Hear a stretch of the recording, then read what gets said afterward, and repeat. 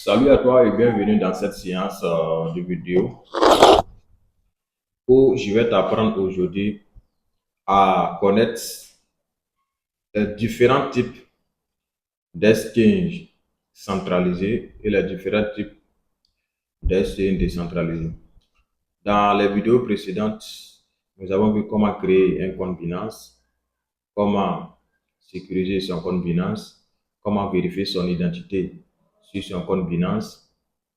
Et la dernière vidéo portait sur comment se faire de l'argent avec le compte Binance à travers les crypto-monnaies. OK?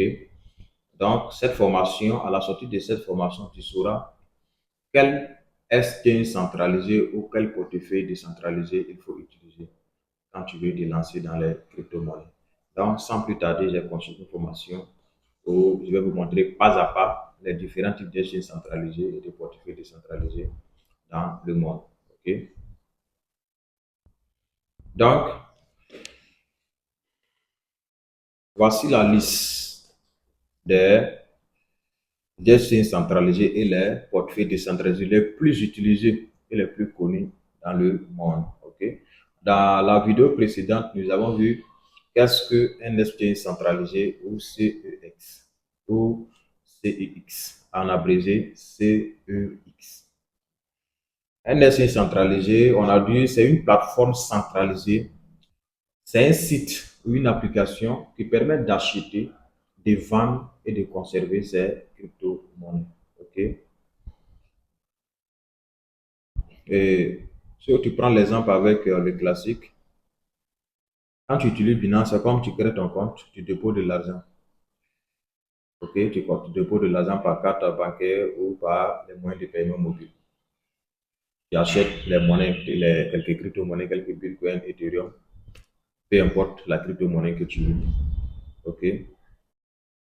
Voici un peu la liste des exchanges les plus utilisés au monde. Et le premier exchange centralisé le plus utilisé au monde, c'est Binance.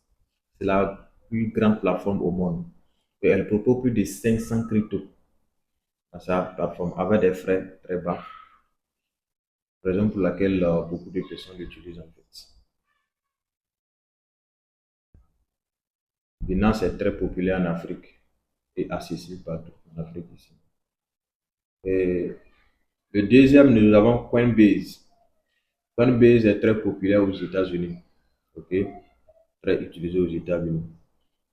Il est simple aussi pour les débutants, mais avec les frais très élevés. Le troisième, c'est OKX. OKX, O-K-X. Il y a Bybit, B-Y-B-I-T. Il y a KuCoin. Il y a Kraken. Il y a Crypto.com. Il y a Badget. On dit que ces plateformes offrent des services plus avancés pour ceux qui veulent aller plus loin dans le trading ou des revenus passifs. OK? Donc, j'ai eu des anonymes qui m'envoyaient aussi des suggestions, ils m'envoyaient des inquiétudes, ils m'envoyaient des incompréhensions. Il y a d'autres qui utilisent OKIS, Bybit, il y a d'autres qui utilisent Kraken, il y a d'autres qui utilisent Crypto.com. Il y a d'autres qui ont monnaie dans ces plateformes-là. Maintenant, ils ne savent pas comment les transférer sur leur compte Binance. OK? Donc, ces intéressés, je ferai une formation spécialement pour eux. Comment ils peuvent transférer leur monnaie sur Binance. OK? Maintenant, qu'est-ce qu'un portefeuille décentralisé ou wallet DeFi? En définition, un portefeuille décentralisé est une application qui te permet de garder toi-même tes propres crypto-monnaies sans passer par un intermédiaire. OK? Tu es le seul à posséder la clé de ton portefeuille appelée clé privée ou la seed phrase. En exemple, si on prend un exemple, le Trust Wallet avec le classique, c'est quoi?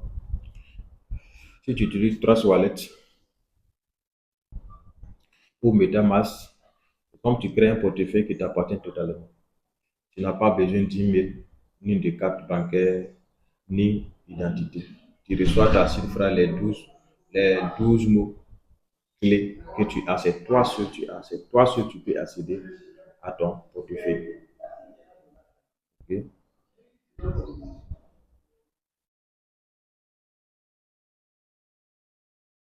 Donc, pour garder même ces crypto-monnaies à long terme, je vous suggère d'utiliser et transférer toutes vos crypto-monnaies sur votre Trust Wallet, sur votre portefeuille décentralisé.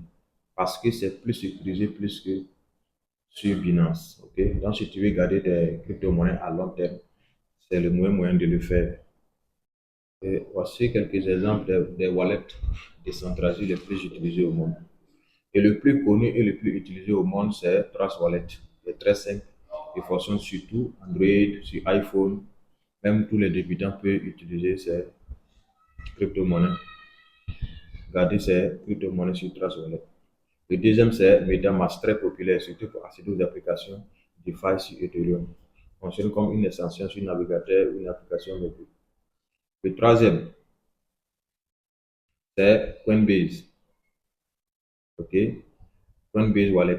Parce qu'il y a Coinbase, il y a Exchange Coinbase qui est là, mais il y a Coinbase Wallet qui est là. Donc, c'est différent. Différent de l'Exchange Coinbase. C'est un vrai portefeuille décentralisé, sécurisé, facile à utiliser.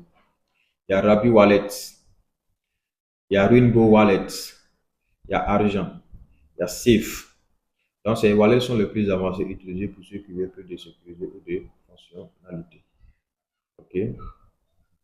Maintenant, différence entre exchange centralisé et wallet décentralisé. Un exemple très simple à comprendre. Un exchange, c'est comme une banque. Tu ouvres un compte chez Binance, tu mets ton argent, tu gardes pour toi et tu as besoin de les autorisations pour retirer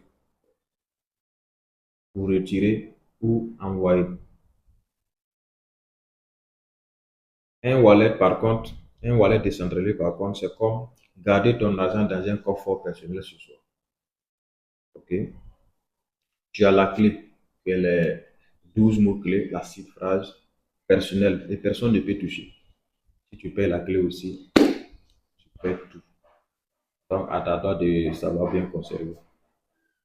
OK? Que faire quand on est débutant? Pour un débutant, je vous conseille d'utiliser l'exchange centralisé Binance.